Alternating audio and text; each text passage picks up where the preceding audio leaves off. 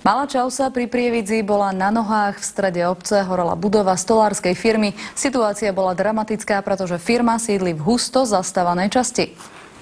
Tak toto vyzeralo v obci Malá Čausa nedaleko Prievidze. Plamene a hustý dym postavili na nohy takmer celú dedinu. V obci ja si ani takýto veľký rozsiahly požiar nepamätám. Odhadujem, že tak možno 40 rokov, keď naposledy takto veľmi horelo. Podľa našich informácií horieť začalo v týchto miestach, kde bol sklad stolárskej firmy. Oheň sa obrovskou rýchlosťou šíril ďalej.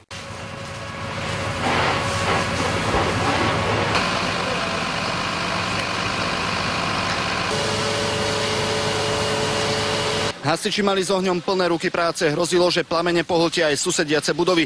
Profesionálom tak na pomoc prišli aj dobrovoľní hasiči.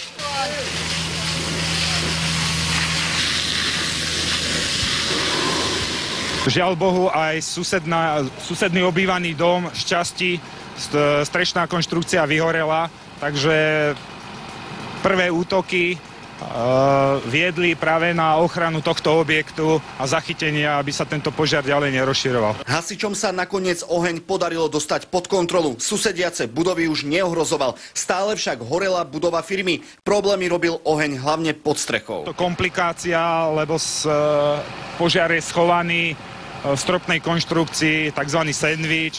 Veľmi ťažko sa rozoberá konštrukcia. Príčiny požiaru sú podľa hasičov veľkou záhadou. Vo firme sa totiž už dlhší čas nepracuje. Starosta nechce veriť tomu, že by to niekto podpálil úmyselne. Majiteľ je človek, ktorý keď niekomu v obci nepomohol, tak uškodiť určite neuškodil. Z Malej Čause Peter Ziman, televízia Markíza.